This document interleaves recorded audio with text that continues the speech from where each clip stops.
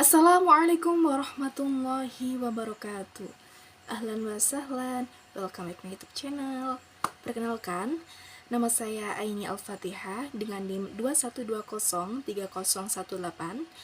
Pada kesempatan kali ini, saya akan mempresentasikan tentang lembar kerja dari mata kuliah pengembangan bahan ajar. Nah, LK yang akan saya presentasikan yakni LKB atau LK2. Pada LK ini, kita disuruh membuat 3 LKPD dengan adanya beberapa komponen. Komponennya terdiri dari 5 komponen. Yang pertama judul, petunjuk belajar, informasi pendukung, tugas dan langkah kerja, dan yang terakhir yakni penilaian. Baik, langsung saja. Untuk yang pertama ini, sebelumnya saya akan menjelaskan bahwa kan kita disuruh membuat 3 LKPD, yang mana 3 LKPD tersebut berbeda judulnya, serta tapi komponen yang ada di dalamnya itu sama semua. Untuk format-format juga sama. Baik, judul pertama saya, LKPD saya yakni at-ta'am wa syarab atau makanan dan minuman. Untuk LKPD yang akan saya jelaskan dengan judul at-ta'am wa syarab, yaitu makanan dan minuman. Pada halaman pertama dijelaskan mengenai CP dari materi at-ta'am wa syarab ini. Pada CP tersebut dijelaskan itu per elemennya. Jadi ada 4 elemen. Yang pertama menyimak, yang kedua berbicara, yang ketiga membaca atau memirsa, dan yang keempat menulis atau mempresentasikan. Untuk selanjutnya yakni ada tujuan pembelajaran. Nah, tujuan pembelajaran ini juga sama, kita buat dari CP tersebut, yang mana dari 4 elemen tadi, yakni menyimak, membaca, berbicara, serta menulis.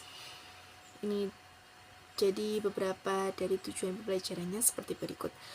Mengevaluasi informasi tentang makanan dan minuman menggunakan susunan gramatikal dzaraf makan dan dzaraf zaman untuk menilai informasi yang didengar.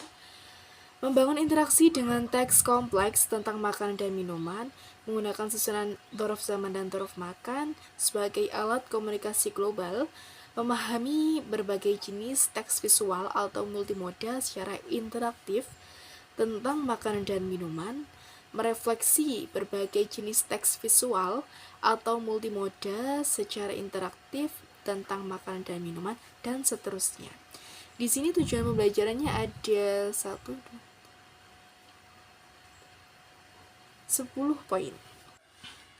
Untuk komponen selanjutnya, tadi kan sudah dijelaskan tentang capaian pembelajaran atau CP dan tujuan pembelajaran. Sekarang yakni menuju ke petunjuk belajar.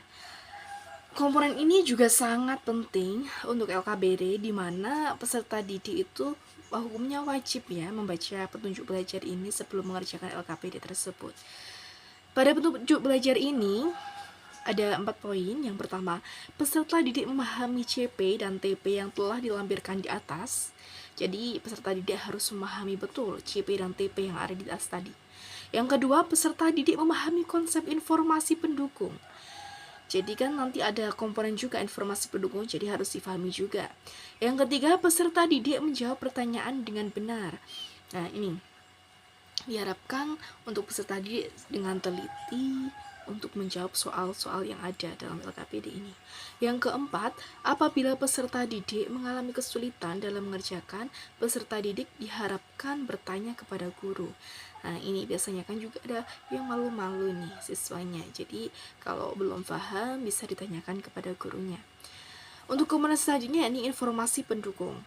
Untuk mengerjakan LKPD ini, peserta didik diharapkan harus sudah menguasai bab tentang makanan dan minuman, agar peserta didik dapat menjawab pertanyaan dengan baik dan benar. Dan informasi pendukungnya ada 3. Yang pertama, buku paket, atau biasanya tuh dari sekolahnya dapat buku paket atau meminjam di perpus. Yang kedua dari modul, nanti guru akan membuatkan modul untuk peserta didik. Dan yang ketiga dari YouTube. Kalau YouTube ini biasanya gurunya nge-share link video pembelajaran atau video tentang hiwar ataupun lagu-lagu untuk menambahkan materi belajar. Next, untuk halaman selanjutnya yakni sampul atau cover dari lembar kerja yang dibuat oleh saya. Lembar kerja peserta didik tema atau amal syarab disusun oleh Aini Al-Fatihah. Untuk yang pertama, ini pada LKPD saya susun soalnya itu per elemen. Jadi nanti ada istima, kalam, qiraah, dan kitabah, serta ada kuwaitnya juga. Untuk yang pertama, yakni LKPD materi istima. Pada LKPD ini sudah saya share link atau barcode, nanti bisa di scan tentang materi atau amal syarab. Dan di LKPD ini saya memberikan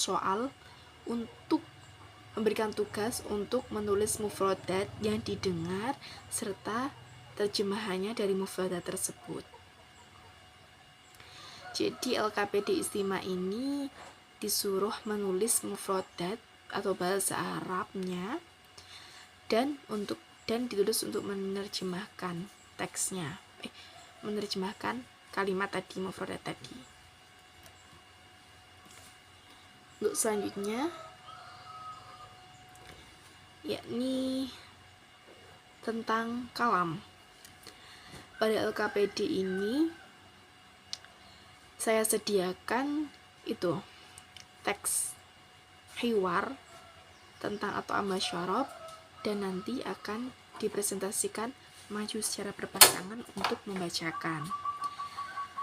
Dan ada yang saya suruh untuk menghafalkan juga. Selanjutnya yakni qiraah. Di sini pada LKPD ini saya cantumkan hanya soalnya saja. Untuk teksnya sudah saya lampirkan pada lampiran materi. Ini kalau sumbernya juga saya dapatkan dari buku paket, buku materi dari madrasah. Untuk maharah selanjutnya yakni kitabah, menulis. Pada LKPD ini saya menyediakan teka-teki silang kitabah, yang mana anak-anak nanti belajar juga dengan bermain teka-teki silang. Tapi di sini juga saya memberi soal juga yang teramat gampang juga tentang mufradat atau amal syarab.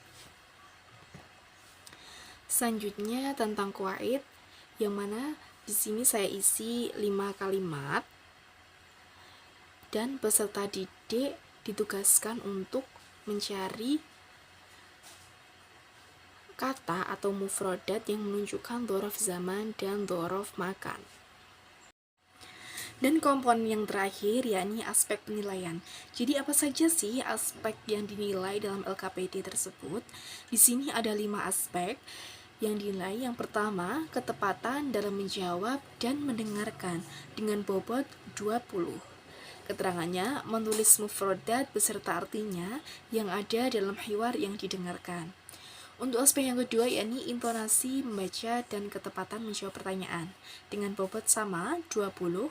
Keterangan membaca teks bahasa Arab dan menjawab pertanyaan yang berkaitan dengan teks tersebut. Untuk aspek yang ketiga yakni intonasi berbicara dan kelancaran dengan bobot 20, dan keterangan kelancaran dalam membaca maupun menghafal hiwar. Aspek yang keempat, ketepatan dalam menyusun sebuah kalimat dengan bobot 20, dan keterangan kesempurnaan penulisan maupun penyusunan kalimat. Dan yang terakhir yakni ketepatan dalam menyusun kalimat berdasarkan gramatika dengan bobot 20, dan keterangan ketepatan penulisan sebuah kalimat berdasarkan susunan gramatika. Sekian presentasi dari saya akhiri. Wassalamualaikum warahmatullahi wabarakatuh.